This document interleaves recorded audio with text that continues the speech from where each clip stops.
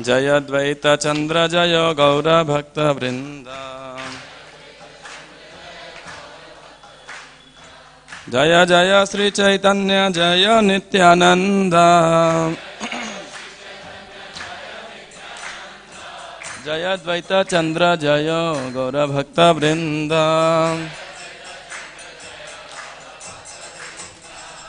ओम ज्ञानतिमिरान्धस्य ज्ञानाञ्जनशलाकया चक्षुरुन्मिलितं येन तस्मै श्रीगुरवे नमः।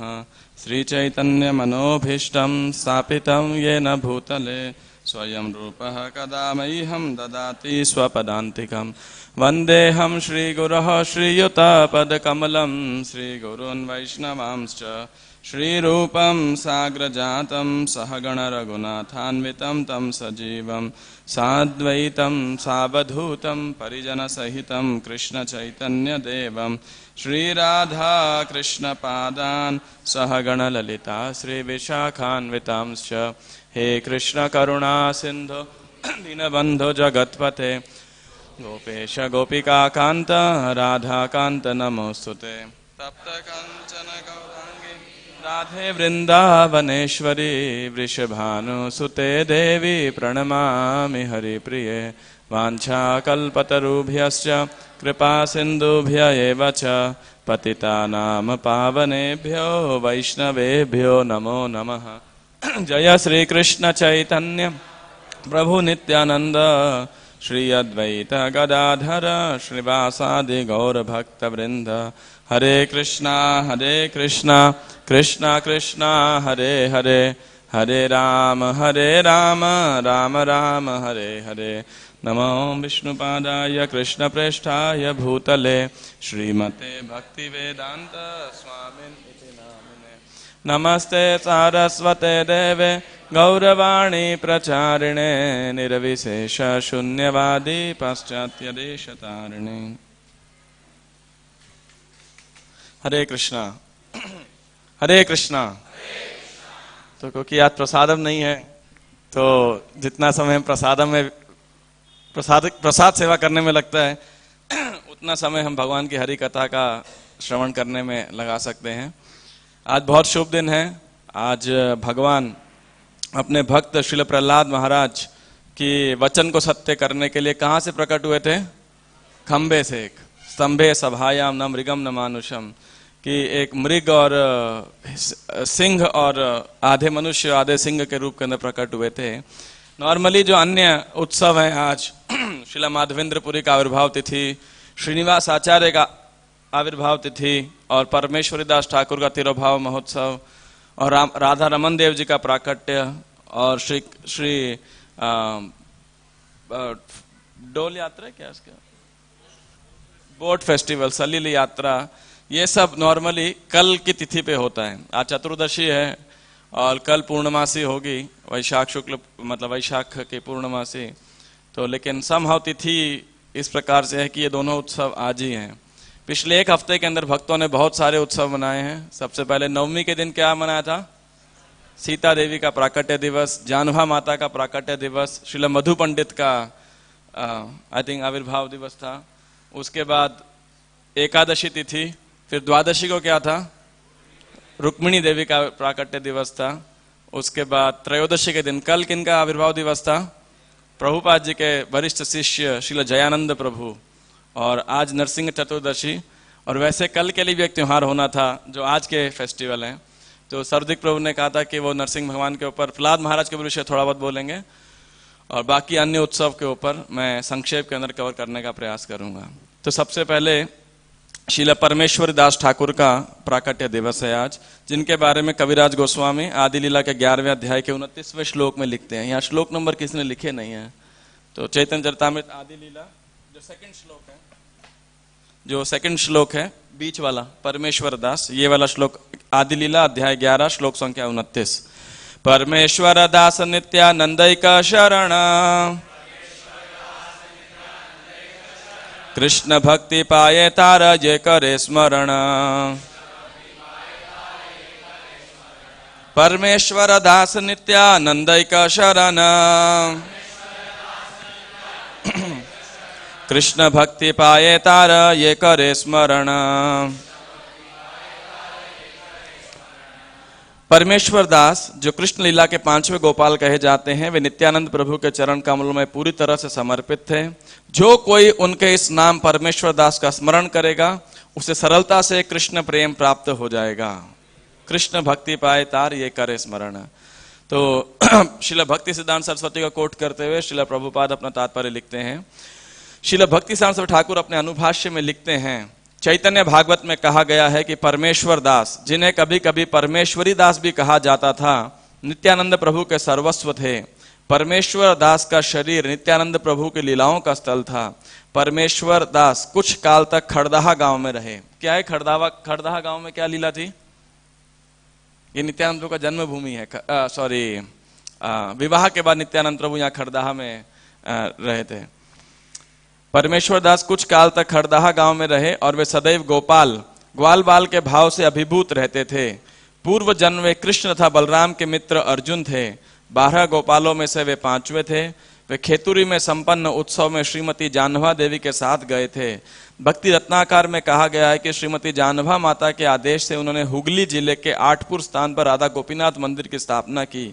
आठपुर स्टेशन छोटी लाइन पर हावड़ा तथा आमता के बीच स्थित है। ये ज्योग्राफी भक्ति साड़ो इसलिए लिखते हैं ताकि हम लोग वहां जा सकें, इसीलिए पूरा टूर एंड ट्रेवल्स का जो डिस्क्रिप्शन है ना, इसलिए लिखा गया है और वहां दर्शन प्राप्त कर सकें। आठपुर में एक दूसरा मंदिर जिसे मित्र परिवार ने स्थापित किया था और वह राधा गोविंद मंदिर कहलाता है। मंदिर के सामने 2 बकुल तथा एक कदम्ब वृक्ष के बीच परमेश्वर दास ठाकुर की समाधि है और उसके ऊपर वेदी का पत्थर है जिस पर तुलसी का पौधा है। कहा जाता है कि कदम्ब के वृक्ष पर वर्ष में केवल 1 फूल लगता है जिसे अर्चा विग्रह पर चढ़ाया जाता है। यह भी कहा जाता है कि परमेश्वरी ठाकुर वैद्य परिवार के थे। उनके भाई का एक वंशज इस समय मंदिर का पुजारी है। उनके परिवार के कुछ लोग अब भी हुगली जिले में चंडीतला डाकघर के पास रह रहे हैं। परमेश्वरी ठाकुर के वंशजों ने ब्राह्मण परिवारों से कई शिष्य बनाए, किंतु धीरे धीरे ये वंशज वैद्य का पेशा करने लगे तो ब्राह्मण परिवारों के लोगों ने शिष्य बनना बंद कर दिया। परमेश्वरी के वंशजों के कुल नाम अधिकारी तथा गुप्त हैं। दुर्भाग्यवश उनके परिवार के वंशज अर्चा विग्रह की प्रत्यक्ष पूजा नहीं करते, किंतु इस कार्य के लिए उन्होंने वेतन भोगी ब्राह्मण लगा रखे हैं। इस मंदिर पर सिंहासन पर बलदेव तथा श्री श्री राधा गोपीनाथ एक साथ हैं। माना जाता है कि बलदेव विग्रह की स्थापना बाद में की गई, क्योंकि रस की दृष्टि से बलदेव कृष्ण तथा राधा एक ही सिंहासन पर नहीं रह सकते। वैशाख मास अप्रैल मई की पूर्णिमा के दिन इस मंदिर में परमेश्वरी ठाकुर का तिरुभाव महोत्सव मनाया जाता है। श्री परमेश्वर दास ठाकुर की। इसके बाद में बहुत ही प्रमुख उत्सव है। आज क्या है? श्री श्री राधा रमन देव जी का प्राकट्य महोत्सव।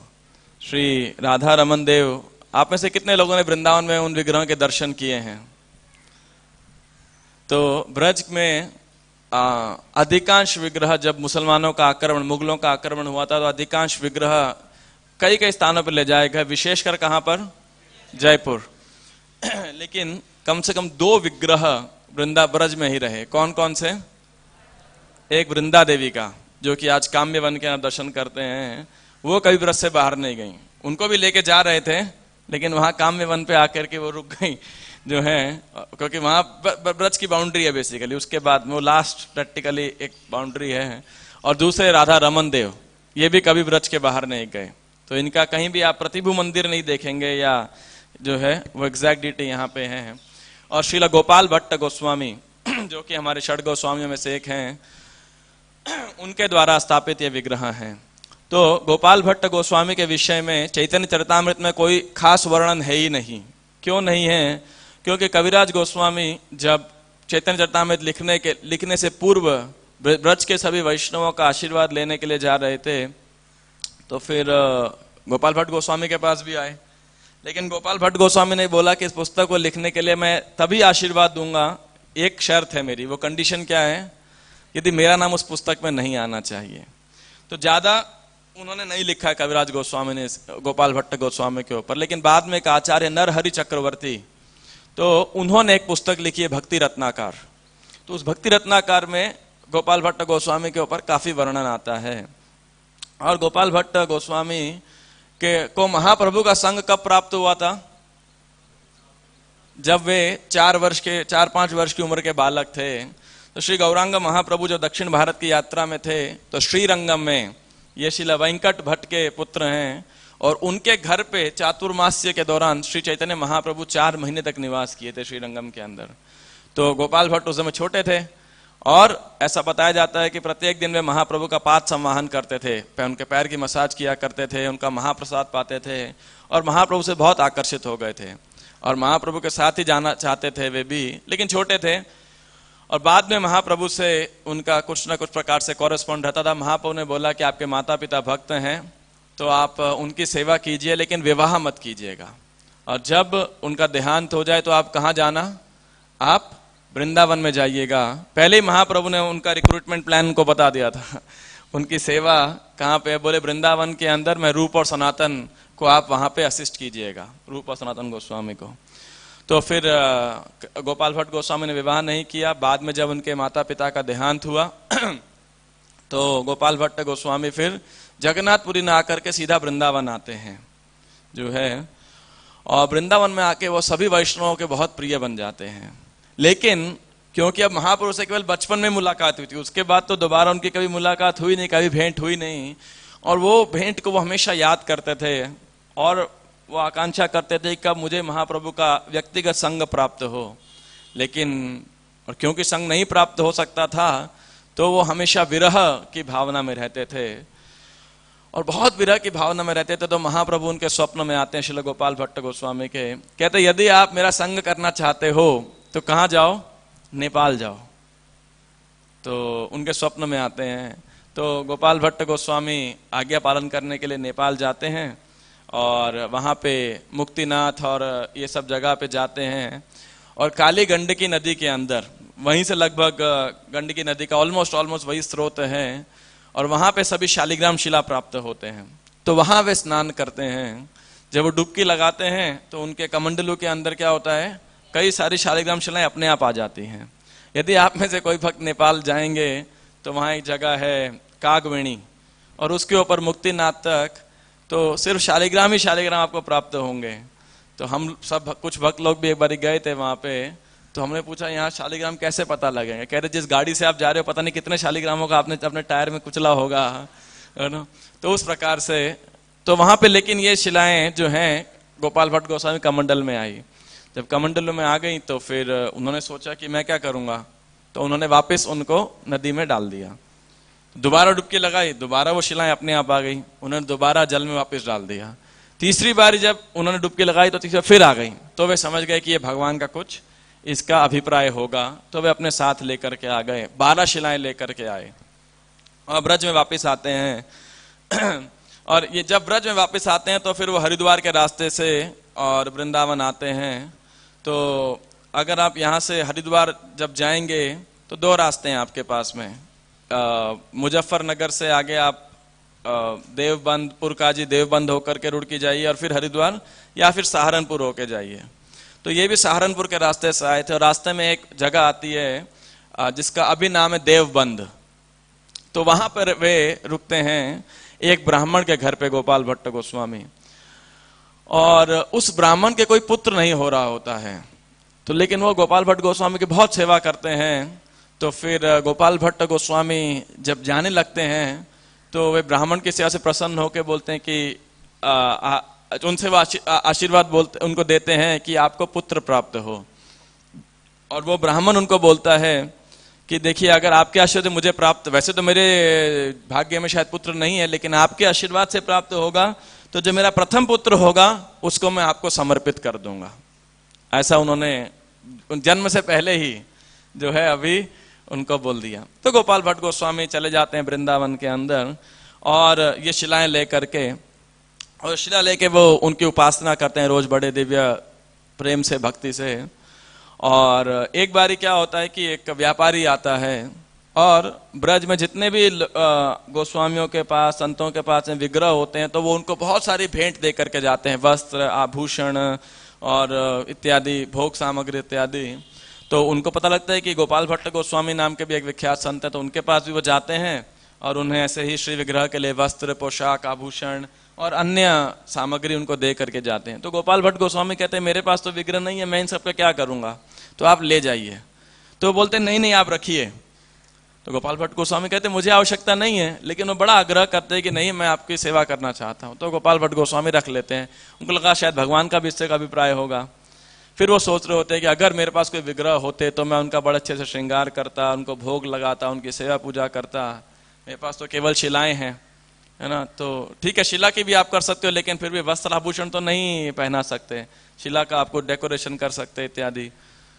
तो ऐसे वो, और क्योंकि आज ही का दिन था नरसिंह चतुर्दशी, तो किस लीला के आवेश में थे कि देखो भगवान तो कहीं से ही प्रकट हो सकते हैं। प्रहलाद महाराज के लिए खंबे से प्रकट हुए, तो भगवान शिला से ही प्रकट हो सकते हैं। तो ऐसे वो जो है प्रहलाद महाराज को याद करते हुए, इस लीला का स्मरण करते हुए वे उनको नींद आ जाती है।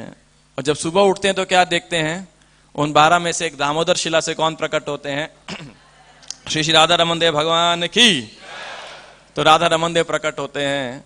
और ऐसा बताया है कि मुझे एग्जैक्टली याद नहीं, लेकिन गोविंद गोपीनाथ और मदन मोहन जी श्री कृष्ण भगवान के एक विग्रह, भगवान के मुख, एक वक्षस्थल और एक उनके चरण कमल को सिग्निफाई करते हैं। इसलिए कई भक्त प्रयास करते हैं कि एक ही दिन के अंदर गोविंद गोपीनाथ और मदन मोहन का दर्शन करें। 2 तो जयपुर में है, लेकिन तीसरे के लिए सबको गाड़ी भगानी पड़ती है। कहाँ जाने के लिए? करौली। लगभग 5-6 घंटे वहां से लगते हैं। तो कई भक्त हैं ऐसे। मैं 2-3 महीने पहले जयपुर गया था, तो वहां मुझे कई ऐसे भक्त मिले। तो एक भक्त हमको मिले, वो रोज मेरे को गोविंद देव जी का प्रसाद ला के देते थे जब प्रोग्राम में आते थे। तो सुबह सुबह मिले और बोले कि मैं अभी गोविंद जी का दर्शन, मंगल आरती किया है, आप चलो मेरे साथ गोपीनाथ जी के यहाँ जाना। मैं बोला नहीं, अभी मैं इधर ही जप करता हूँ थोड़ा। तो बोले हम अभी गोपीनाथ जी, फिर गाड़ी किया है, उसके बाद मदन मोहन जी का दर्शन करने करौली जाएंगे। तो ऐसे कई भक्तों का नियम है। लेकिन ऐसा बताया कि जो राधा रमन देव के विग्रह हैं, ये पूर्णतः जो भगवान कृष्ण के फीचर्स हैं उनको सिग्निफाई करते हैं। अर्थात राधा रमन के दर्शन करना मतलब तीनों गोविंद गोपीनाथ मदन मोहन यानी भगवान कृष्ण के मूल स्वरूप का दर्शन करना है। इन विग्रह की खास बात क्या है जानते हैं? इन विग्रह के फीचर्स कृष्ण से इसलिए हैं क्योंकि उनके 2 दांत भी हैं, उनके नाखून भी हैं, है ना। तो बिल्कुल जैसे हमें तो बाकी नाखून बनाने पड़ते हैं, पेंट करते हैं इत्यादि, लेकिन उनके प्रैक्टिकल नाखून है उनके विग्रह के अंदर। उनके 2 दांत भी हैं। क्लोज फोटो के अंदर आपने कभी दर्शन किए रहेंगे। तो ये बहुत सुंदर विग्रह, और जब सबको पता लगता है सभी वैष्णवों को, तो एक बहुत बड़ा सेरेमनी होता है। रूप सनातन गोस्वामी इत्यादि सब आते हैं और गोपाल भट्ट गोस्वामी को बहुत शुभकामनाएं देते हैं। और गोपाल भट्ट गोस्वामी की इस प्रकार से इच्छा होती है। तो गोपाल भट्ट गोस्वामी इनकी सेवा करते हैं। और 10 साल बाद में गोपाल भट्ट गोस्वामी, लगभग 10 साल बीत जाते हैं उनकी सेवा करते हुए। तो एक बार यमुना से स्नान करके वापिस आ रहे थे वे। तो जब वापिस करके स्नान करके आते हैं तो रास्ते में लौट रहे थे, तो एक बालक, लगभग 9-10 वर्ष का एक बालक दंडवत उनको प्रणाम करता है। उनको देख करके इन्होंने तो पहचाना नहीं कौन है। तो बोला कि आपको याद है मैं कौन हूँ? बोला नहीं, मैं तो आपको नहीं पहचानता। तो बोला मेरे पिताजी के घर में आप 10 साल पहले रुके थे और तब उनके कोई पुत्र नहीं था, तो उन्होंने आपको वचन दिया था कि जो मेरा पहला पुत्र होगा वो मैं आपको सेवा में दूंगा, इसीलिए उन्होंने मुझे भेजा है आपकी सेवा के लिए। आप मुझे आदेश दीजिए कि मैं आपकी क्या सेवा कर सकता हूँ। तब उन्हें याद आता है वो 10 साल पहले मैं ऐसे एक ब्राह्मण के घर में रुका था। तो फिर उनको वो दीक्षा देते हैं और उनका नाम क्या पड़ता है? गोपीनाथ पुजारी। तो ये जो गोपीनाथ है ये गोपाल भट्ट गोस्वामी की और राधा रमन देव की खूब सेवा करते हैं बहुत सुंदर तरीके से। अब लेकिन श्री विग्रह की सेवा करनी है तो आगे कैसे जाए? क्योंकि गोपीनाथ जो पुजारी थे ये भी ब्रह्मचारी ही रहते हैं, ये विवाह नहीं करते। तो अब आगे वंश कैसे बढ़ेगा? और गोपाल भट्ट गोस्वामी ने ज्यादा शिष्य बनाए नहीं थे। अब गोपाल भट्ट गोस्वामी से आज की फेस्टिवल का एक और संबंध है। क्या संबंध है? आज एक और किनका प्राकट्य तिथि है? श्रीनिवास आचार्य। और श्रीनिवास आचार्य के दीक्षा गुरु कौन थे? गोपाल भट्ट गोस्वामी। तो अगर देखा जाए कहीं ना कहीं से आज के लगभग कई फेस्टिवल जो है गोपाल भट्ट गोस्वामी संबंधित हैं। तो गोपाल भट्ट गोस्वामी के जो एक गोपीनाथ पुजारी और एक शिष्य श्रीनिवास आचार्य। और श्रीनिवास आचार्य को भी एक बार गोपाल भट्ट गोस्वामी कहते हैं कि आप राधा रमन की सेवा करो। लेकिन श्रीनिवास आचार्य लेकिन उनको पहले, इससे पहले कहाँ भेजा होता है जीव गोस्वामी ने? बुक डिस्ट्रीब्यूशन के लिए। तो वो कथा मैं अभी डिस्क्राइब करूंगा। तो फिर वो कहते हैं कि नहीं आप जाके बंगाल के अंदर प्रचार कीजिए, श्रीनिवास आचार्य को कहते हैं। तो तो अब तो राधा रमन की सेवा कैसे की जाए? तो जो गोपीनाथ पुजारी के छोटे भाई यानी उसी ब्राह्मण के दूसरा पुत्र भी हुआ, तो वो भी वृंदावन आते हैं और राधा रमन की सेवा करने लगते हैं, लेकिन वो गृहस्थ होते हैं। तो फिर उनके जो आगे वंश परंपरा के अंदर जो है ये राधा रमन देव जी की सेवा आगे चलती है। तो आज ये बहुत शुभ तिथि है जिस दिन श्री राधा रमन देव जी का प्राकट्य तिथि है, और भगवान अपने भक्तों की इच्छा को पूरी करने के लिए, उनके वचन को पूरा करने के लिए भगवान अनेक अनेक लीला करते हैं। कई साल पहले राधा रमन देव जी को के विग्रह को जो आर्कियोलॉजिकल सर्वे करने वाले वो भी चेक करने आए थे कि ये स्वयंभू है या किसी ने कार्य किया है। तो भक्तों के निर्देशन में सर्वे किया उन्होंने, लेकिन वो कोई भी चिन्ह नहीं मिला कि इन्हें किसी ने बाहरी रूप से कार्य किया हो, वो स्वयं प्रकाशित विग्रह है। इसके बाद में तो श्री गोपाल भट्ट एक शाखा सर्वोत्तम, रूप सनातन संगे जार प्रेम आलापन।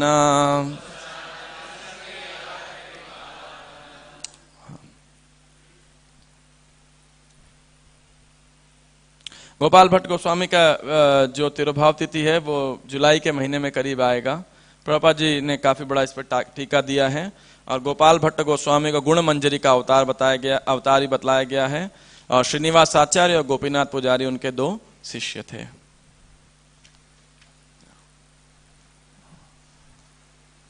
इसके बाद में माधवेंद्रपुरी के विषय में तो सभी जानते हैं और अनेक बार आपने उनके बारे में सुना होगा।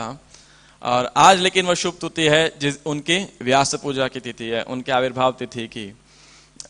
जब मायापुर त्योहार आता है तो गौर पूर्णिमा के जो 2 दिन 3 दिन पहले जो द्वादशी आती है, उस दिन उनका कौन सा क्या तिथि है? उनकी तिरुभाव तिथि है। तो माधवेंद्रपुरी का जो ऐसा बताया है कि श्री कृष्ण के प्रति जो महाभाव है वो इस पूरे सृष्टि के अंदर केवल 3 ही लोग प्रकट कर सकते हैं या समझ सकते हैं उसे। कौन कौन है वो? पहली श्रीमती राधा रानी, दूसरे उन्हीं का भाव लेकर कौन प्रकट हुए? श्री चैतन्य महाप्रभु, और तीसरे कौन? श्रील माधवेंद्रपुरी। तो माधवेंद्रपुरी एक बहुत ही विशेष स्थिति है हमारे गौड़ीय वैष्णव संप्रदाय के अंदर, और उनके तत्व के विषय में बहुत लंबी चर्चा की जा सकती है। उनके लीला के विषय में सभी जानते हैं कि किस प्रकार श्री गोपाल को उन्होंने प्रकट किया, जो कि आज नाथ द्वारा के अंदर श्रीनाथ जी के रूप में प्रसिद्ध हैं। तो कैसे वो स्वयं गोपाल आए थे और उनको बोला कि मैं आपका वेट कर रहा था कि कब माधवेंद्रपुरी मेरे सेवा करने आएंगे, और उन्हीं के उनको प्रकट किया, स्थापित किया, उनके सेवा पूजा का एस्टेब्लिश किया, और उसके बाद में गोपाल फिर 2 साल बाद प्रकट होते हैं उनके स्वप्न के अंदर, और क्या कहते हैं? गोपाल कहे पूरी आमार ताप नाही जाए, कि गोपाल कह रहे हैं पूरी आमार है माधवेंद्रपुरी, मेरे शरीर की गर्मी इतने साल में धरती में दबा रहा, अभी तक गर्मी दूर नहीं हुई है, तो आप क्या करो, जगन्नाथपुरी में जाके मलय में जाकर के आप चंदन लेकर के आओ और मुझे चंदन लगाओ, है ना। तो उनके लिए इतना परिश्रम वो माधवेंद्रपुरी करते हैं उस चंदन को लाने के लिए। और फिर रेमुणा के अंदर क्या लीला हुई? खीर चोर गोपीनाथ। तो आप देखिए, एक तरफ गोपाल और इधर गोपीनाथ जी उनका लीला करते हैं। तो माधवेंद्रपुरी एक बहुत ही विशेष व्यक्तित्व हैं जिनसे भगवान सेवा लेते हैं। और गौर लीला के अंदर जितने बड़े बड़े पर्सनालिटीज हैं, मतलब जितने भी सीनियर मोस्ट डिवोटीज हैं, वो सब किनके शिष्य हैं? माधवेंद्रपुरी के। नाम बताइए थोड़े बहुत। अद्वैत आचार्य, नित्यानंद प्रभु, परमानंदपुरी, ब्रह्मानंद भारती, और भी अनेक अनेक, ईश्वरपुरी, है ना। तो ऐसे अनेक सब लोग माधवेंद्रपुरी के शिष्य हैं। और चैतन्य भागवत हो चाहे चैतन्य चरितामृत हो, दोनों के अंदर माधवेंद्रपुरी के विषय के में विस्तार से वर्णन किया है कविराज गोस्वामी ने भी और वृंदावन दास ठाकुर ने भी। चैतन्य चरितामृत के मध्य लीला के 5वें अध्याय में वर्णन आता है, चौथा अध्याय है, 5वां साक्षी गोपाल की कथा है। तो चौथे अध्याय में श्री गौरांग महाप्रभु, नित्यानंद प्रभु, जगदानंद पंडित और मुकुंद और एक और भक्त के साथ, 4 लोगों के साथ में दामोदर पंडित, ये 4 लोगों के साथ में श्री गौरांग महाप्रभु पहुंचते हैं कहाँ? रेमुणा। और रेमुणा पहुंच करके गोपीनाथ जी के दर्शन करके महाप्रभु स्वयं नृत्य करते हैं। और उनको पता था खीर की लीला, तो रात में पुजारी खीर के जितने 12 पात्र भोग लगाए जाते हैं गोपीनाथ जी को, वो सब लाके श्री चैतन्य महाप्रभु को देते हैं। और फिर चैतन्य महाप्रभु किसका गुणगान शुरू करते हैं? श्री माधवेंद्रपुरी का। और पूरा एक अध्याय जो है माधवेंद्रपुरी का गुणगान स्वयं श्री गौरांग महाप्रभु करते हैं। अब वो सब लीला आप सबको पता है, इसीलिए उसको इन्हें चर्चा करके किस प्रकार से श्री चैतन्य महाप्रभु ने, अद्वैताचार्य ने इस तिथि का सेलिब्रेशन किया, व्यास पूजा तिथि माधवेंद्रपुरी का, उसका वर्णन करते हैं श्रील वृंदावन दास ठाकुर चैतन्य भागवत के अंत्य खंड के 4थे अध्याय के अंदर, है ना, कि आज की तिथि को किस प्रकार से सेलिब्रेट किया गया। तो श्री चैतन्य महाप्रभु शांतिपुर आते हैं संन्यास के बाद में, तो ये तिथि भी उसी दौरान पड़ती है, माधवेंद्रपुरी का आविर्भाव तिथि।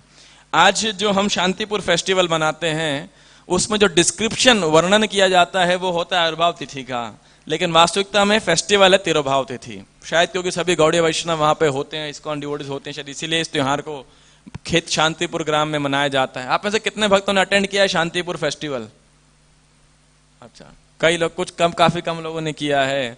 ऐसा बताया जाता है कि यदि आप मायापुर के अंदर गौर पूर्णिमा की तिथि पे गंगा में स्नान करेंगे, जयपताका स्वामी महाराज बताते हैं, शांतिपुर फेस्टिवल के अंदर वहां पे 50,000 से भी अधिक धाम वासियों को क्या किया जाता है उस दिन?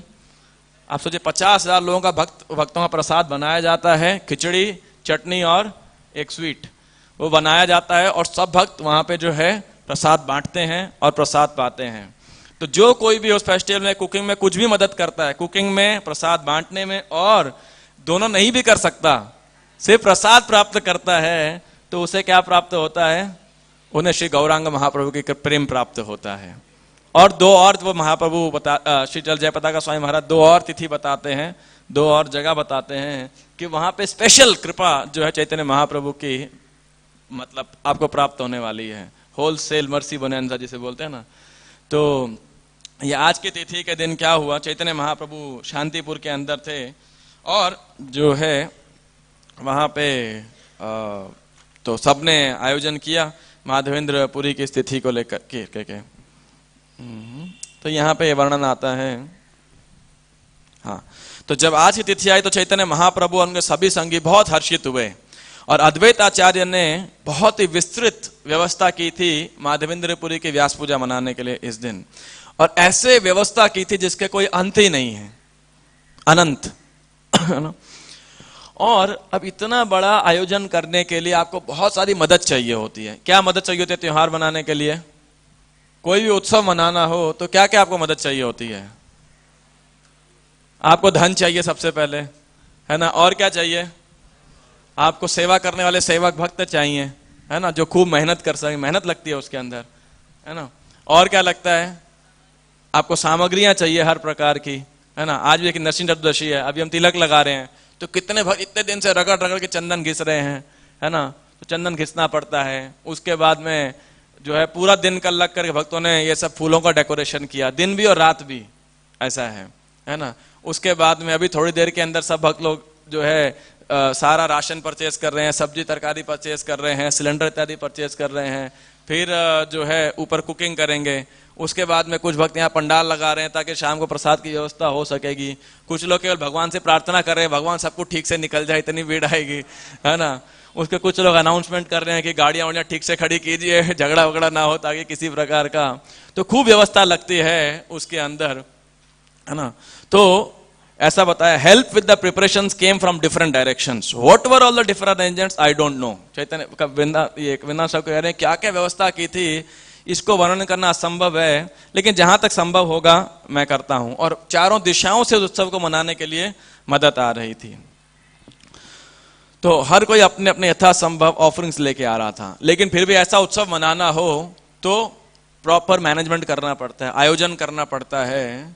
तो 2 प्रकार का आयोजन होता है ना। तो एक आयोजन होता है जिसके अंदर हमें लोगों को बोलना पड़ता है, आप ये सेवा करोगे, आप ये करोगे, आप ये सेवा करोगे। मैंने आज सुबह भक्त से पूछा कि आप ये आपकी तैयारी ठीक चल रही है इस पर्टिकुलर कार्यक्रम के लिए? बोला हाँ मुझे भक्तों को पकड़ रहे हैं किसी ना किसी प्रकार से, कोई इधर से आएगा कोई उधर से आएगा, है ना। लास्ट मिनट तक कई बार पकड़ना पड़ता है, लेकिन क्यों?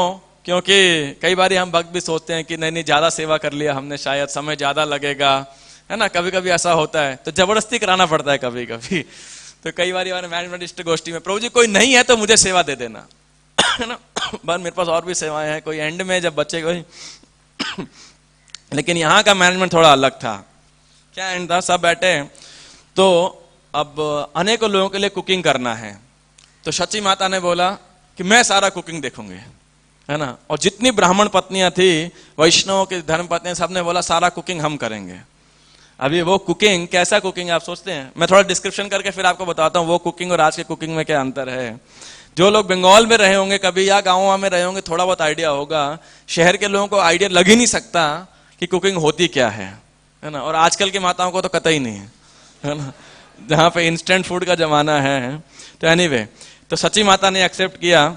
इसके बाद में नित्यानंद प्रभु ने क्या सेवा स्वीकार की कि हम सभी वैष्णव जितने आएंगे उनको वेलकम करेंगे, जो है उन वैष्णवों का स्वागत करेंगे। फिर एक भक्त ने बोला कि सब भक्तों को लगाने के लिए मैं चंदन का पेस्ट जो है घिसूंगा। तो दूसरा बोला मैं माला बनाऊंगा। अभी तो देखिए माला रेडीमेड आती है, चंदन का पाउडर रेडीमेड होता है ना। तो एक बोला कि जितना पानी लगेगा, पानी किस लिए लगेगा, भोजन बनाने के लिए, बर्तन धोने के लिए, वैष्णव आएंगे उनका चरण पाद संवहन करने के लिए, उनका हाथ धुलाने के लिए, सब चीजें पानी लगेगा। तो पानी मैं लेकर के आऊंगा।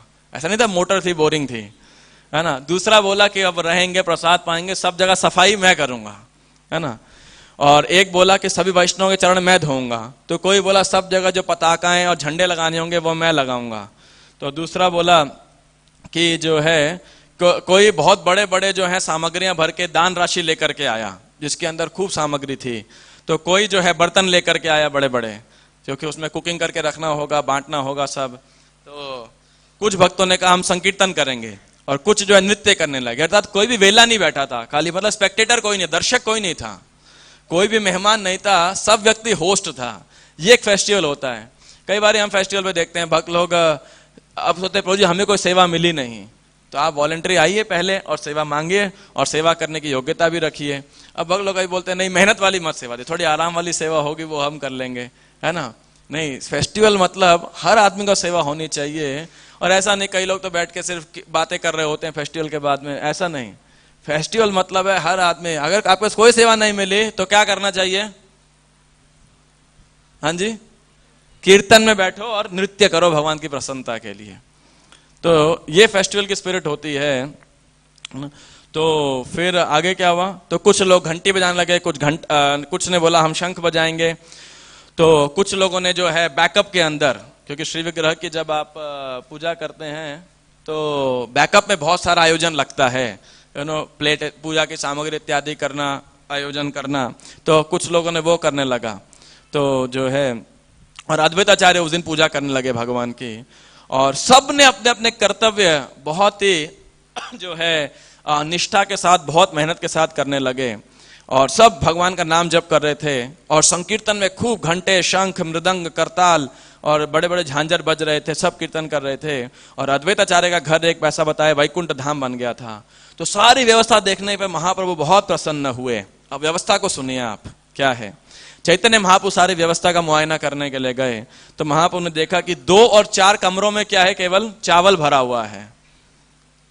उस समय बंगाल में आज भी कोई रोटी नहीं खाता है, आटा, इसलिए आटा नहीं था, इसलिए चावल था। नॉर्थ इंडिया के लोगों को जमता नहीं ज्यादा चावल, बट एनीवे। फिर उन्होंने देखा कि वहां पे जो कुकिंग के लिए ईंधन होता है, उस समय क्या यूज करते थे, लकड़ी। तो लकड़ी ऐसे पूरे पर्वत की तरह बनी हुई है। आज भी आप मायापुर में जाएंगे कभी देखें, गदा किचन के बाहर या वहां पे कैसे लकड़ी स्टैक की होती है। और लकड़ी की कुकिंग कभी किसी ने किया है, कितनों ने किया है, देखा है। आसान होती है, मुश्किल होती है? पहले तो जलाना मुश्किल होता है, और लकड़ी को जलाओ एक तो, और जलाने के बाद में क्या समस्या होती है, कोई रेगुलेटर नहीं है, सिम कर दो या वो क्या बोलते हैं हाई कर दो फ्लेम को, ये व्यवस्था नहीं है आपके पास में, क्योंकि ये सब व्यवस्था आलसी लोगों के लिए है। क्या है, थक गए, थोड़ा सिम इधर कर दो, बैठ जाओ आराम से, है ना। लेकिन उसमें तो कोई रेगुलेटर नहीं है आपके पास में। और इसके बाद में जब आपको कंटिन्यूस रखना पड़ेगा, नहीं तो क्या होगा, वो नीचे से जलने लगेगा जो आप कुकिंग करेंगे। और इसके बाद में जब सामग्री बन गई तब क्या करेंगे आपको पकड़ करके उठाना ही पड़ेगा उसे वहां से, और लकड़ी तो जलती रहेगी। अब क्या करेंगे, उसके ऊपर दूसरा पात्र रखेंगे, और पात्र रखने के लिए अगर मान लो आप कुकिंग खत्म करना है तो आप क्या करेंगे, उस पात्र में पानी डाल के रख देते हैं। इनफैक्ट पात्र को खाली किया जाता है और उस पात्र को जिसमें कुकिंग किया होता है उसको वापस रख के पानी कर दे ताकि पानी गर्म हो जाए और उससे बर्तन धुलाई हुआ करती थी। तो बड़ा मेहनत का काम होता था। आज की तरह ये इलेक्ट्रिक ओवन की कुकिंग हो गई, या लगता है बड़ा इंस्टेंट फूड है आज की डेट के अंदर, सब तो रेडीमेड पाउडर हैं ये वो। नहीं, पहले मसाले भी ऐसे नहीं होते थे, एक मसाला आ गया किचन किंग, सब्जी मसाला, राजमा मसाला, ये वो सब अपने हाथ से साबुत मसालों को ग्राइंड किया करते थे। ग्राइंड करना तो कोई पुरानी नई रीत, मतलब कोई नई चीज नहीं है। आज 20 साल पहले सब माताओं ने किया होगा। ये आज मिक्सर ग्राइंडर आ गया, इंस्टेंट मसाले आ गए, लेकिन बुरा ना मानिएगा, वो सब निकम्मे लोगों के लिए है ना, जिनको मेहनत नहीं करनी, जहाँ इसीलिए उनमें स्वाद भी नहीं आता है। देखिए, लेकिन फ्रेश ग्राइंडेड जो मसाले होते हैं उससे बहुत मेहनत लगता है और उसी के अंदर असली टेस्ट आता है। तो ये सब कुकिंग करने के लिए वो माताएं जो है उतनी मेहनत करने के लिए तैयार थी। उसके बाद में महाप्रभु गए कि 5 कमरों को तो किचन ही बना दिया था वहां पे, और वहां पे बड़े बड़े बर्तन के सामग्रियां रखे थे, बड़े बड़े कुकिंग पॉट्स रखे थे। 2 से 4 कमरों के अंदर मूंग की दाल रखी थी, और 5 से 7 कमरों में अनेक अनेक प्रकार के कपड़े थे वैष्णवों को देने के लिए, और वस्त्र से खाद्यान्न को भी छाना जाता था। और उसके बाद में जब कुकिंग भी हो जाती थी तो उसको ढक के रखा जाता था। इनफैक्ट वहां तो पहाड़ के चावल बनाते थे, तो जानते हैं क्या करते हैं, चावल को नीचे पवित्र स्थान पर साफ करके कपड़ा बिछाया जाता है और पूरे चावल का पूरा पहाड़ लगा दिया जाता है वहां पे। ऐसे मतलब नॉर्मली जो गाँव साइड के अंदर जब बड़ा कुकिंग होता है तो उसको पूरा खाली करके वो लोग क्या करते हैं, उस चावल को कपड़े में पूरा खाली कर देते हैं और पूरा पहाड़ बना देते हैं। और उसके बाद में जो है 10 कमरे महाप्रभु देखे। 10 कमरों में जानते हैं क्या थे, सिर्फ केले के पत्ते। किस लिए? सर्विंग के लिए। आज की थर्माकोल की प्लेट नहीं, डिस्पोजेबल। और 2 से 4 कमरों में देखा फ्लैट राइस मतलब चिड़वा, और हजारों हजारों केले के गुच्छे। केले के गुच्छे किस लिए काम आते हैं? फल के रूप में भी और सब्जी के रूप में भी। आपने दिल्ली में किसी ने केले की सब्जी नहीं खाई होगी, लेकिन बंगाल इत्यादि के अंदर केले के कम से कम 25 आइटम से ज्यादा बनाते हैं वो लोग। केले के हर चीज का इस्तेमाल किया जाता है। तो एनीवे हजारों थे। और कविता वृंदादास ठाकुर कह रहे हैं कितने नारियल, कितने बीटल लीव्स, कितने परवल, स्क्वैश मतलब क्या, सीता, ये लौकी या भोपला जिसे क्या बोलेंगे, सीताफल बोलते हैं, क्या बोलते हैं वो जो बड़ा बड़ा रहता है, और बैंगन, खोड़ा, आलू, शाक इत्यादि। कह रहे कितने कमरे इनसे भरे थे पता नहीं। और हजारों दूध के, क्रीम के और दही के और गन्नों के, इन सब के जार थे पता नहीं। और इसके बाद में कितने ही नमक, तेल, घी इत्यादि था। कविराज वृंदादास ठाकुर कह रहे हैं इसका कोई अनुमान नहीं लगा सकते। अनेक इतना भयंकर आयोजन किया गया था जो है ना। ऐसे आपको लग रहा होगा शायद उसी समय इतना आयोजन किया जाता था। सिर्फ आप मायापुर फेस्टिवल के दौरान इस समय गदा किचन में चले जाया कीजिए, है ना। और कभी वृंदावन के स्टोर में जाइए, वृंदावन किचन के स्टोर के अंदर, बाप रे, है ना, आपको लगे इतना राशन है। तो क्योंकि हम भी किचन की सेवा करने लिए सब जगह जा करके अनुमान लेते थे, तो बहुत लगता है। कभी वैसे आपको थोड़ा सा आइडिया अनुमान से पूछे, पंजाबी बाग में किसी एक त्योहार के अंदर, हमारे फेस्टिवल के अंदर कितने किलो चावल पकाए जाते होंगे लगभग? कुछ आइडिया है किसी को? कोई अंदाजा तो लगाइए तुक्का। हाँ जी, 100 किलो। हाँ, लगभग 150-200 किलो तो हम लोग भी कुकिंग करते हैं। गोवर्धन पूजा इत्यादि फेस्टिवल के अंदर आराम से 150-200 किलो चावल तो इधर ही बनता है, ऐसा है। सब्जियां इत्यादि जो है, और भूल गया, एक स्टैटिस्टिक्स आपको देना चाहता था मैं। हाँ, पनीर का किसी एक फेस्टिवल पे, जैसे आज का फेस्टिवल है, कुछ अंदाजा है कितने किलो पनीर आता होगा? हाँ जी, लगभग 200 किलो करीब पनीर आता है। 150-200 किलो पनीर किसी त्योहार पे आता है। तो कभी आप में फेस्टिवल का लुक देखना हो तो कभी फर्स्ट यहाँ ग्राउंड फ्लोर पे मत रहिए, आप किचन की छत पे जाइए, और 3 दिन पहले तैयारी शुरू होती है और 3 दिन बाद तक वाइंड अप चले रहता है। और उसके बाद एक तो भक्त तो खाली मसाज कर रहे होते हैं, डॉक्टर के पास जा रहे होते हैं, क्योंकि बहुत मेहनत का कार्य है ना। और पहले तो कई आप में से कई भक्तों ने सेवा की होगी, तो अभी तो हमने रेनोवेट कर दिया, लेकिन पहले तो कई भक्त वहां सेवा करते करते बेहोश हो जाते थे, क्योंकि इतनी गर्मी होती थी छत के ऊपर। तो नेवरदिलेस कोई भी उत्सव मनाना, क्यों भक्त ऐसा मेहनत कर सकता है, इसमें कोई जबरदस्ती नहीं है। ये सिर्फ लोग इतना आयोजन इसीलिए कर सकते हैं जहां पे प्रेम हो, कि हाँ आज एक आचार्य का आविर्भाव तिथि है, आज के दिन हमको कृपा प्राप्त होगी। और जैसे लोग बर्थडे सेलिब्रेट करने के लिए इतनी मेहनत करते हैं, कितना पैसा खर्च करते हैं, जब भगवान या उनके प्रतिनिधियों का जन्मदिन हो, आविर्भाव तिथि हो, तो उस दिन उस प्रेम से आप्लावित होकर भक्त लोग जो हैं इतना मेहनत करते हैं, कतराते नहीं हैं। तो इसलिए हम सब भक्तों को आगे उस दिन आराम नहीं करना चाहिए।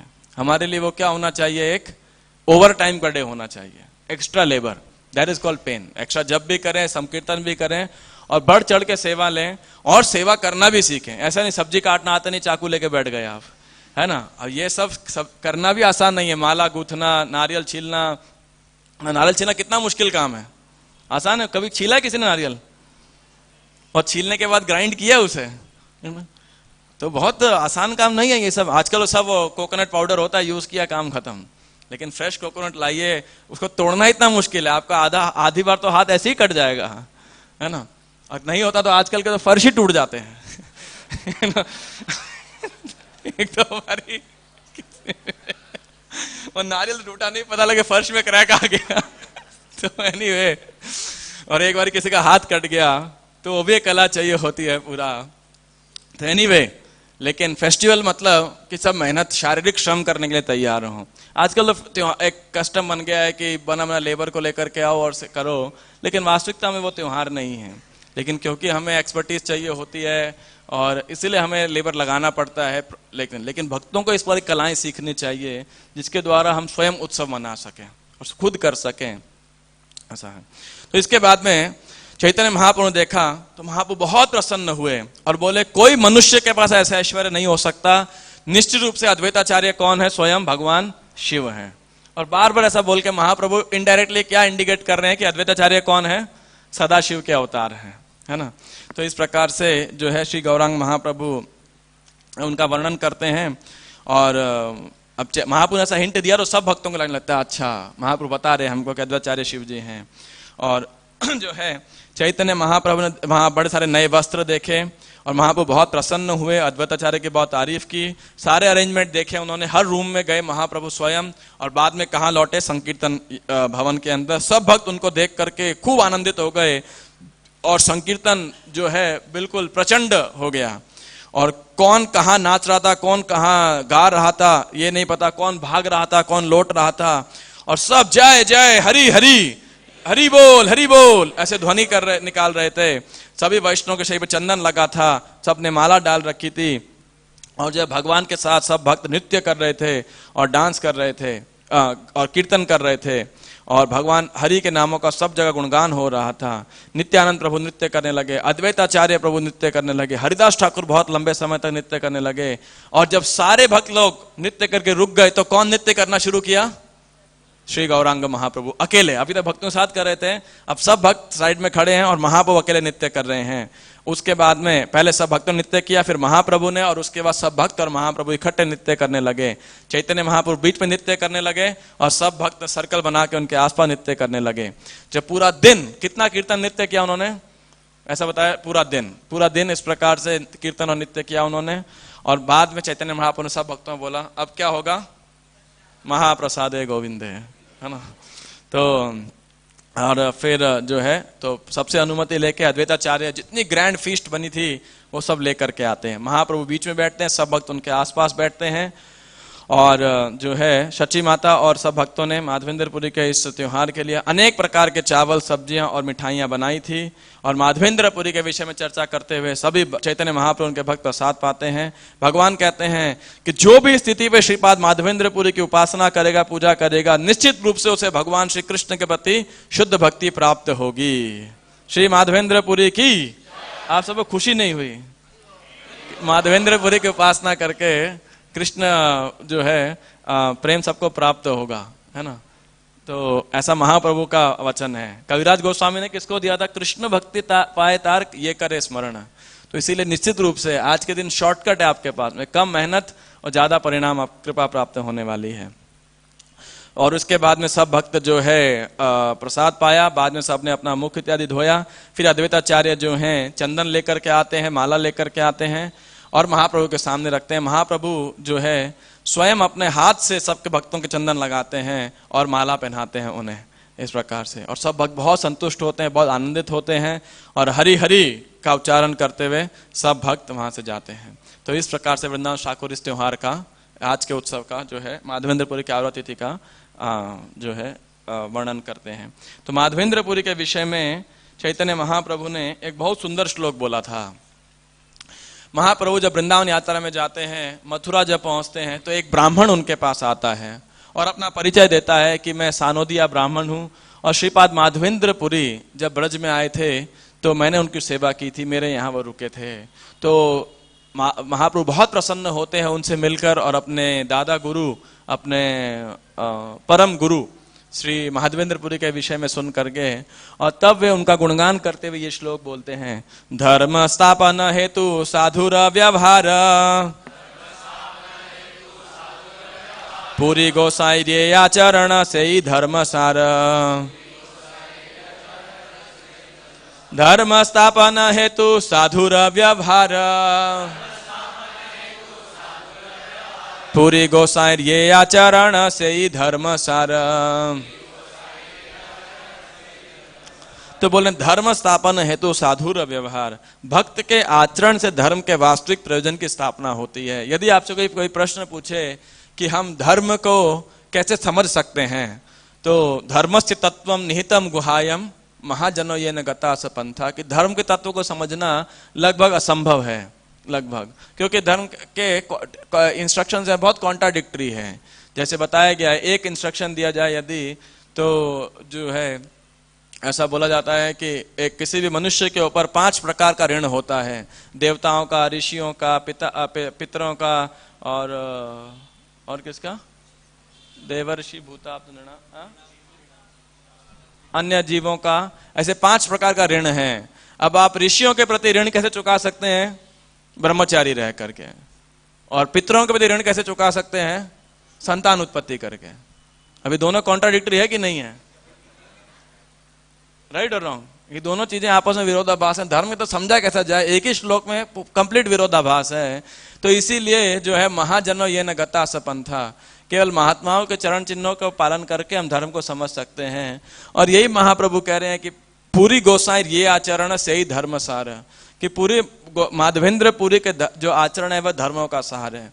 इसीलिए जो वरिष्ठ वैष्णव हैं, सीनियर डिवोटीज हैं, उनका कर्तव्य है कि वे अपने आचरण से धर्म को सिखाएं। ये सबसे बड़ा दायित्व है। हम इस्कॉन संस्था के अंदर भी जो भक्त दीक्षा लिए हैं, बाद में ब्राह्मण दीक्षा ले रहे हैं और आगे अन्य सेवाएं कर रहे हैं, पदाधिकारी हैं, उन सब का कर्तव्य है कि अपने आचरण से जो है वह धर्म के स्थापना का, सिद्धांत के स्थापना करें। जो भी चीज हो वो धर्म के सिद्धांत को लेकर के हो। और धर्म को समझना बहुत ही आसान नहीं है, इसीलिए हमें वैष्णव की आवश्यकता होती है और कहीं पर स्पेकुलेशन का कोई विषय ना हो, है ना। इसलिए हमने कई बार देखा, जितने श्रील प्रभुपाद जी के शिष्य हैं उनके लिए क्या प्रमाण है? Srila Prabhupada did that, Srila Prabhupada said this, Srila Prabhupada did that, Srila Prabhupada said this. क्यों? क्योंकि प्रभुपाद जी ने जो कहा वो धर्म का सार है। जब तक हम प्रभुपाद जी की नीति को, प्रभुपाद जी के सिद्धांत को, प्रभुपाद जी की शैली को जागृत रखेंगे, तब तक इस्कॉन संस्था के भी जो है धर्म स्थापन करती रहेगी। तो ये एक बहुत महत्वपूर्ण चीज है। तो आज के दिन माधवेंद्रपुरी से भी हम प्रार्थना करें कि उनकी कृपा हमको प्राप्त हो। श्रील माधवेंद्रपुरी आविर्भाव तिथि महोत्सव की। और चौथा त्योहार था श्रीनिवास आचार्य का। तो श्रील श्रीनिवास आचार्य, जैसे मैंने बताया कि श्रील गोपाल भट्ट गोस्वामी के शिष्य हैं जो हैं, और उनके विषय में बताया जाता है कि ये श्रीनिवास आचार्य का एक बहुत महत्वपूर्ण योगदान है और एक बहुत प्रमुख आचार्य हैं। हम में से कई लोग इनके बारे में इतना जानते नहीं होंगे, लेकिन किस लिए प्रमुख आचार्य हैं?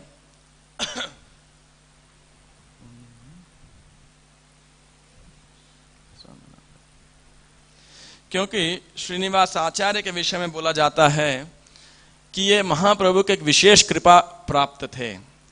और ये महाप्रभु से आप लगाइए 2 पीढ़ी नीचे, मतलब एक पीढ़ी छोड़ करके उस पीढ़ी के महान लीडर थे, आचार्य थे श्रीनिवास आचार्य।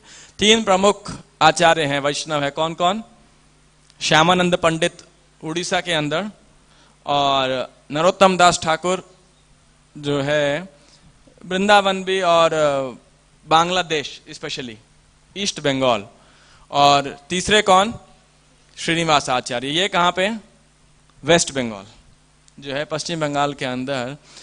और विशेषकर इनको कृपा प्राप्त थी श्री चैतन्य महाप्रभु की किस विषय के लिए, जो ग्रंथ रूप और सनातन लिखे हैं उनको कृपा प्राप्त है इसके लिए, उनके वितरण को करने के लिए, इस प्रचार को करने की जो कार्य था, इसकी विशेष शक्ति प्राप्त थी श्रीला श्रीनिवास आचार्य को। इसीलिए बहुत महत्वपूर्ण आचार्य हैं ये।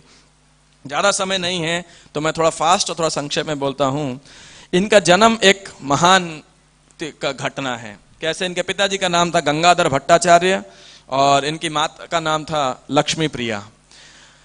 अब ये रहते थे बंगाल के बर्धमान जिले के अंदर, लेकिन और जो है इनकी इच्छा थी कि इनके एक संतान हो जो कि एक महान भक्त हो, लेकिन कई सालों तक ये भी निसंतान थे। और जो गंगाधर थे ये स्वयं चैतन्य महाप्रभु के महान भक्त थे, और इन्होंने चैतन्य महाप्रभु के विषय में बहुत लीलाएं सुनी थी।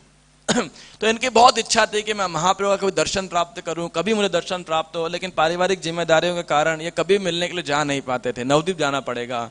लेकिन एक बार इन्हें अवसर प्राप्त हुआ तो ये जाने लगे, नवद्वीप जाने लगे। तो अपने घर से कुछ ही दूर पहुंचे थे, ज्यादा दूर नहीं पहुंचे थे। किस जगह पहुंचे, कटवा में।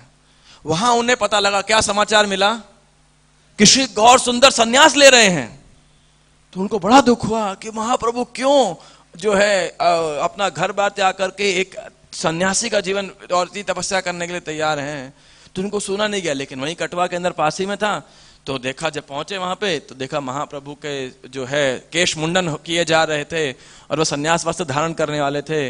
और जब सन्यास हुआ, महाप्रभु के केश मुंडन किया गया, सन्यास वस्त्र में देख करके ये बहुत इनको दुख लगा, अश्रु प्रवाह होने लगा।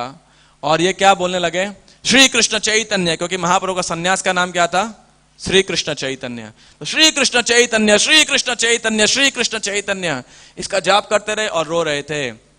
और फिर आगे नहीं गए, और यहीं पर ही महाप्रभु जब महाप्रभु चले गए, ये भी अपना घर वापस चले गए। लेकिन क्या करे थे, कंटिन्यूअसली ये केवल रुदन करते थे और इस नाम का जप करते थे, चैतन्य चैतन्य, श्री कृष्ण चैतन्य, श्री कृष्ण चैतन्य। इतना हो गया, जब अपने गांव पहुंचे चैतन्य, और गांव वालों ने नाम क्या रख दिया, नाम क्या था वैसे, गंगाधर भट्टाचार्य, लेकिन क्या नाम रख दिया इनका, चैतन्य दास। ये इनका एक निक नेम रख दिया, लोकल नेम रख दिया, जो भी है। फिर अब इनकी भी जो है इच्छा होती है कि अब हम महाप्रभु जाएं, वो महाप्रभु के दर्शन फिर प्राप्त करें। तो अब पति और पत्नी दोनों कहाँ जाते हैं, जगन्नाथपुरी जाते हैं। और महाप्रभु इनका बड़ा अच्छा स्वागत करते हैं और इनको बोलते हैं आप जगन्नाथ जी के दर्शन करके आइए। और महाप्रभु स्वयं इनके लिए अच्छी व्यवस्था कराते हैं आवास की। और फिर एक दिन महाप्रभु अपने सर्वेंट गोविंद को बुलाते हैं और बोलते हैं, देखो ये गंगाधर भट्टाचार्य और लक्ष्मी प्रिया रोज जगन्नाथ से कुछ प्रार्थना तो कर, ये मुझे कुछ नहीं बोलते हैं, लेकिन हृदय की एक इच्छा है। और इन्होंने जगन्नाथ जी से प्रार्थना की, और मैं जगन्नाथ से अभिन्न हूं, तो मैं जानता हूं ये एक पुत्र चाहते हैं। तो इनको जाके बोलो कि इन्हें एक महान वैष्णव पुत्र प्राप्त होगा जो है, और तुरंत ही अपने गांव वापस जाएं। तो ऐसा महाप्रभु उनको भविष्यवाणी दे करके जो बोलते हैं जो है तो जो है और बोला उस पुत्र के द्वारा, उसका नाम होगा श्रीनिवास, और वो बहुत सौंदर्यवान होगा, और उसके द्वारा जो है रूप और सनातन के द्वारा मैंने भक्ति शास्त्र लिखाए हैं, और इनके द्वारा मैं उनका वितरण कराऊंगा। तो पहले से ही पूरा प्लान बता दिया इन माता पिता को कि आपके संतान के कितने महान कार्य होंगे। तो ये दोनों तुरंत अपने गांव में जाते हैं। कालांतर में इनको श्रीनिवास का पुत्र रत्न की प्राप्ति होती है, और ये पूरे उस ग्राम चाखंडी के बिल्कुल फेमस, मतलब सबकी आंखों के तारे होते हैं। तो जो है, तो श्री चैतन्य महाप्रभु तो इनकी बड़े अच्छे होते हैं, महाप्रभु से मैं मिलूं, और इनके स्वप्न में भी आते हैं। तो ये एक बार जगन्नाथपुरी के लिए निकलते हैं। रास्ते में जब पहुंचने लगते हैं, कहीं एक जगह वो रुकते होते हैं। ये नरहरि सरकार से शिक्षा ग्रहण किया करते थे। नरहरि सरकार इनको बोलते हैं कि आप जगन्नाथपुरी जाइए और महाप्रभु के दर्शन प्राप्त कीजिए। और महाप्रभु ने उनके स्वप्न में आके बोला नरहरि सरकार के कि आप जाइए गदाधर पंडित से श्रीमद् भागवतम सीखिए। तो ठीक है, तो ये जगन्नाथपुरी की ओर निकलते हैं, लेकिन रास्ते में कुछ विलंब हो जाता है किसी कारण से। जगन्नाथपुरी के बॉर्डर पे पहुंचते हैं तो उन्हें क्या समाचार प्राप्त होता है कि महाप्रभु ने नित्य लीला में अपने जो भौम लीला है वो समाप्त कर दी है। तो इनको बड़ा दुख लगता है कि देखिए मैं कितना वो हूँ, क्या बोलते हैं, दुर्भाग्यशाली हूँ कि महाप्रभु का संग प्राप्त नहीं हुआ। तो फिर वो गदाधर पंडित, लेकिन फिर भी अभी होप थी कि गदाधर पंडित को महाप्रभु ने बोला है उनसे भागवतम सीखने, तो उनके पास जाते हैं और बोलते हैं कि मैं आपसे भागवतम सीखना चाहता हूँ। गदाधर पंडित भी बोलते हैं कि मुझे नहीं पता मैं और कितने दिन धरती अपनी इस लीला में रहूंगा, महाप्रभु के विरह में। अच्छा हो गया आप आ गए, महाप्रभु मुझे ही बोल के गए थे कि श्रीनिवास आएगा, उसको आप भागवतम पढ़ाना, सिखाना, आप शिक्षा देना। तो लेकिन बोले गदाधर पंडित बोले एक समस्या है कि महाप्रभु के जाने के बाद मेरे अश्रु प्रवाह की वजह से पूरी भागवतम क्या है वो बह गई है, अभी मैं उसको पढ़ नहीं सकते, क्योंकि ऐसा प्रिंटेड तो थी नहीं, सब कागज जो है वो था। तो बोला एक प्रति लेकर के आओ। तो वो लेटर लिखते हैं नरेडी सरकार को, तो बोलते हैं बंगाल जल्दी से किसी को भेजो, तो मैं यहाँ से मैन्युस्क्रिप्ट भेजता हूँ। तो गदाधर पंडित कहते हैं श्रीनिवास को कि आप ही जाओ, जल्दी से लेकर के आओ। तो ये जाते हैं और वापस गदाधर पंडित जब पहुंचते हैं तो क्या पता लगता है इन्हें कि भाई गदाधर पंडित भी देह त्याग कर दिया। तो बड़े दुखी होते हैं, फिर वापस आते हैं, लेकिन कुछ भक्त जगन्नाथपुरी में मिलते हैं, वापस आते हैं। फिर इनको कुछ दिन नरेडी सरकार बोलते हैं कि आप जाओ वृंदावन जाओ और रूप और सनातन से आप शिक्षा प्राप्त करो। इनकी बड़ी इच्छा होती है श्रीनिवास आचार्य की कि मैं, वो क्या करते हैं नवदीप हो करके और महाप्रभु के सभी पार्षदों से मिल करके उनका आशीर्वाद ग्रहण करके जाते हैं। उसमें थोड़ा विलंब हो जाता है, नरेडी सरकार डांटते हैं अरे जल्दी जाओ आप लेट कर रहे हो। फिर बाद में एक और वैष्णव बोलते हैं जल्दी जाइए। फिर वाराणसी इलाहाबाद होते हुए सब जगह जो जो महालीला की थी दर्शन करते जब पहुंचते हैं, तो जब मथुरा पहुंचते हैं समाचार क्या प्राप्त होता है, नहीं वृंदावन पहुंचने के 4 दिन बाद उन्हें समाचार मिलता है कि 1 महीना पहले सनातन गोस्वामी जो है, 1 महीना या 4 महीना पहले, ऐसा है 1 महीना पहले उन्होंने देह त्याग कर दिया है। तो उनको बड़ा सदमा लगता है कि देखिए मैं क्या दुर्भाग्यशाली हूं। और इतना ही नहीं, 4 दिन पहले श्री रूप गोस्वामी ने भी शरीर त्याग कर दिया है। ओहो, इनके ऊपर पूरा कहर टूट पड़ता है। लेकिन फिर इन्हें जो है रूप और सनातन दोनों स्वप्न में आते हैं और बोलते हैं कि आप गोपाल भट्ट गोस्वामी से दीक्षा ग्रहण कीजिए। तो गोपाल भट्ट गोस्वामी के पास जाते हैं, उनसे दीक्षा ग्रहण करते हैं। गोपाल भट्ट गोस्वामी ने कुछ शिक्षा देते हैं और बाद में क्या बोलते हैं कि आप जीव गोस्वामी के पास जाइए और उनसे शिक्षा ग्रहण कीजिए। उनसे शिक्षा ग्रहण करते हैं। शिक्षा समाप्त होने के बाद श्रीनिवास आचार्य, श्यामानंद पंडित और नरोत्तम ठाकुर को बोलते हैं कि आप इन बुक्स को लेकर के जानवा माता को बंगाल में देख करके आइए। रास्ते में क्या होता है, वो एक जगह आती है झारखंड के अंदर बाण विष्णुपुर, वहां का राजा डकैतों का राजा होता है भीरम भीर, वो सब किताबें चुरा लेते हैं। अब बड़ा समस्या हो गई, तो बोलते हैं आप लोग बंगाल जाओ, मैं आकर के जो है पुस्तक लेके आता हूँ। अब इस राज्य के अंदर श्रीनिवास आचार्य जाते हैं, थोड़ी लंबी लीला है, लेकिन वो डकैतों का राजा इनसे बड़ा प्रभावित होता है, इनके भागवतम से। और फिर पूछता है, तो श्रीनिवास आचार्य को से वो शिक्षा दीक्षा ग्रहण करता है और बोलता है मैं आपकी क्या सेवा कर सकता हूँ। तो बोले देखो मैं यहाँ पे रुका था किसी लिए, किसी ने हम ऐसे ग्रंथ लाए थे, किसी ने चुरा लिए हैं। और होता है कि ये जो मैंने ही किया था ये पाप, लेकिन ये पाप करने से क्या हुआ, मुझे आपकी भेंट हुई, मुझे सौभाग्य प्राप्त हुआ। तो उन्हें वो लौटाता है पूरा, और पूरा वो डकैतों का साम्राज्य क्या बन जाता है, वैष्णव बन जाता है। और इवेंचुअली वो जो बाण विष्णुपुर जगह है वो वैष्णविज्म के लिए एक बहुत प्रमुख स्थान बन जाता है। और नरोत्तम ठाकुर खूब प्रचार करते हैं, श्रीनिवास आचार्य खूब प्रचार करते हैं, बाद में वृंदावन में वापस आते हैं।